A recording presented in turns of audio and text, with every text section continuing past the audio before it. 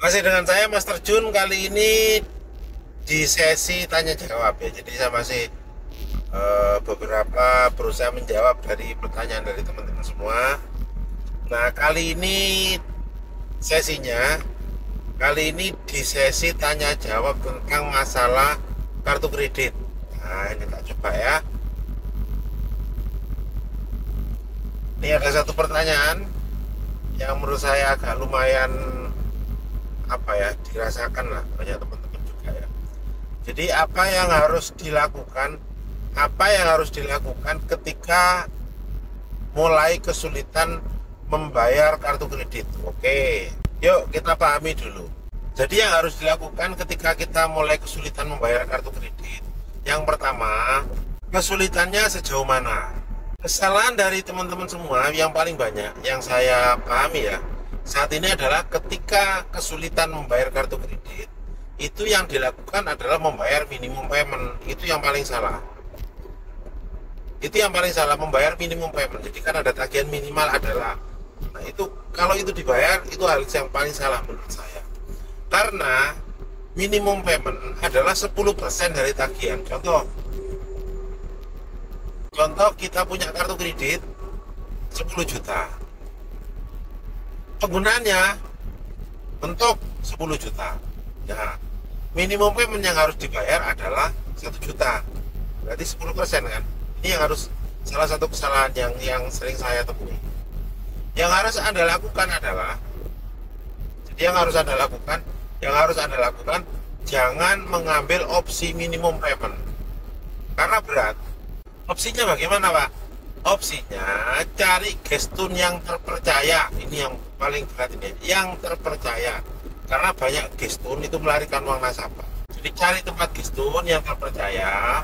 Kemudian minta pelunasan. Pelunasan itu apa, Pak?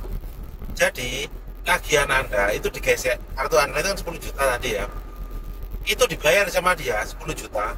Kemudian digesek lagi 10 juta. Selesai kan? Nah, ketika itu terjadi maka kita kena cas kurang lebih sekitar 3-4% lah biasanya kalau jasa gestun itu sekitar 3%. Tapi kalau pelunasan seperti itu biasanya antara 4 sampai 5%. Jadi ketika kartu Anda sudah nyampe penggunaan 500.000, penggunaan kartu kredit Anda sudah sampai 1 juta, maka Anda cukup bayar 5%. 5% dari 10 juta berarti 500.000. Paham ya?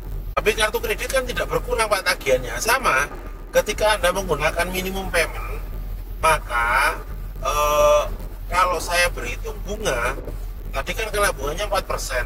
Tapi kalau Anda menggunakan bunga kartu kredit pakai minimum payment itu 1 tahunnya lebih dari 5%, lebih dari 54% per tahunnya.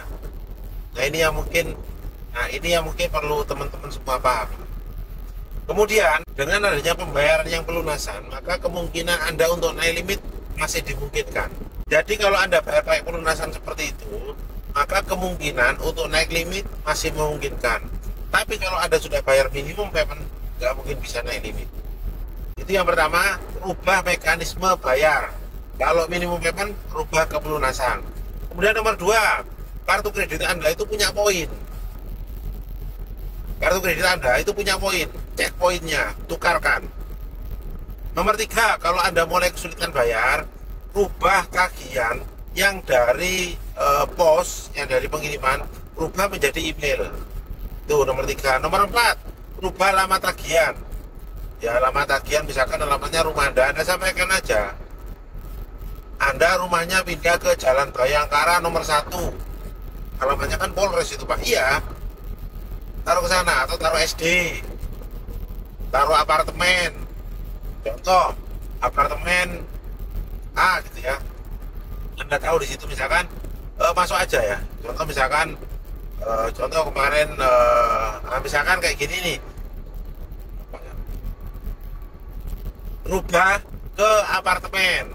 Contoh Anda sewa apartemen 1 hari, kan ada nomornya misalkan EduCity, Tower Stanford gitu ya, kamar 1100 misalkan. Mendasari itu kan ada lokernya, ya rubah aja tower, alamatnya rubah ke situ, nanti dari kartu tagihan akan datang terus ke situ ya, sehingga jelas. Kalau enggak pakai alamat kos-kosan, dari kos-kosan 1, kos bulan 2 bulan, karena alamatnya akan terus ada di situ. Nah, nanti kalau sudah ada dan teruskan kos, ada surat datang, tinggal info ke Pak Kos, Pak nanti kalau ada surat datang tolong disimpan, suatu saat saya ambil, gitu kan aja. Itu yang Anda itu secara normal ya, secara normal. Kalau nggak normal ya Pak, banyak. Bagaimana kita bisa menggesek kartu kredit 5 juta sampai ke 50 juta.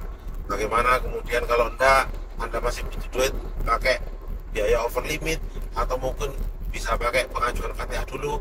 Karena pas lebih baik macet 50 juta 100 juta daripada Anda macet 5 juta 10 juta, mungkin seperti itu yang bisa saya sampaikan. Ini saya menjawab pertanyaan ketika mulai kesulitan bayar itu ya, jadi bukan sudah mulai macet. Oke, semoga bermanfaat, terima kasih.